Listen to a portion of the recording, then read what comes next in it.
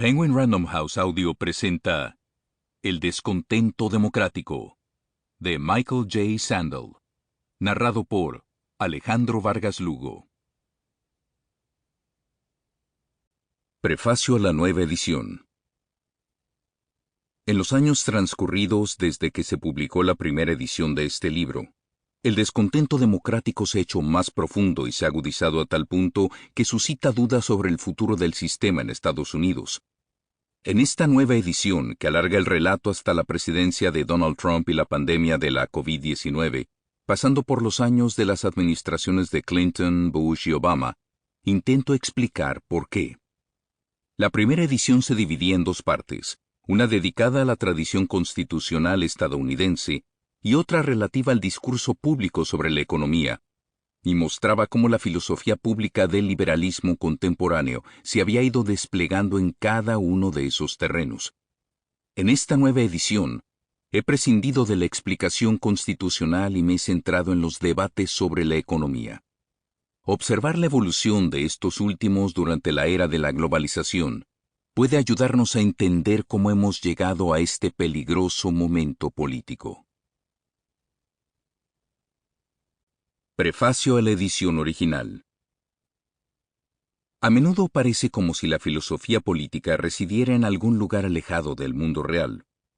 Los principios son una cosa, la política es otra, y ni siquiera nuestros mejores intentos de estar a la altura de nuestros ideales dan pleno resultado, salvo en muy raras ocasiones.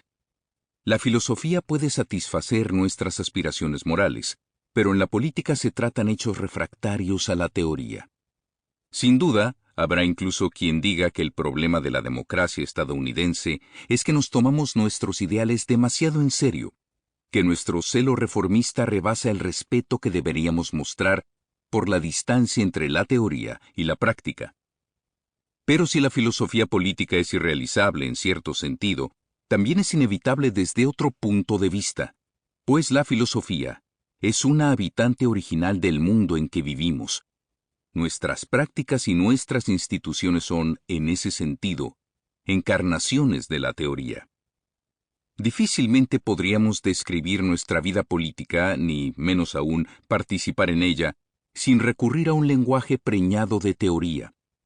Un lenguaje de derechos y deberes, de ciudadanía y libertad, de democracia y leyes. Las instituciones políticas no son simples instrumentos que ponen en práctica ideas concebidas de forma independiente, sino que, en sí mismas, son encarnaciones de unas ideas.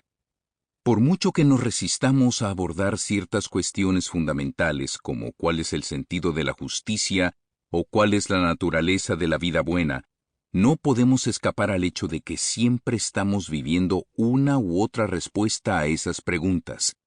Vivimos la teoría. En este audiolibro, exploro la teoría que vivimos ahora en el Estados Unidos contemporáneo. Me propongo identificar la filosofía política implícita en nuestras prácticas e instituciones y mostrar cómo sus tensiones afloran en la práctica. Si la teoría no guarda las distancias, sino que habita en el mundo desde el principio, es posible que encontremos precisamente en la teoría que vivimos alguna pista sobre nuestra situación.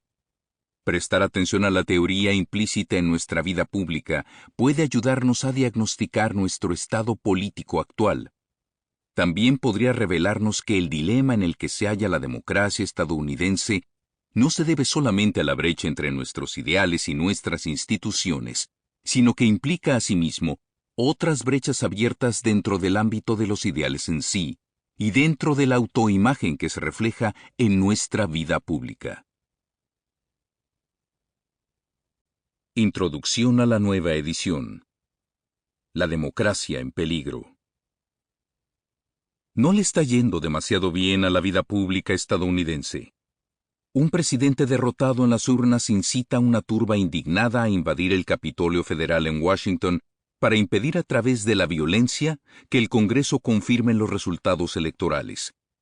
Tras más de un año de presidencia de Joe Biden, la mayoría de los republicanos continúa pensando que a Donald Trump le robaron las elecciones.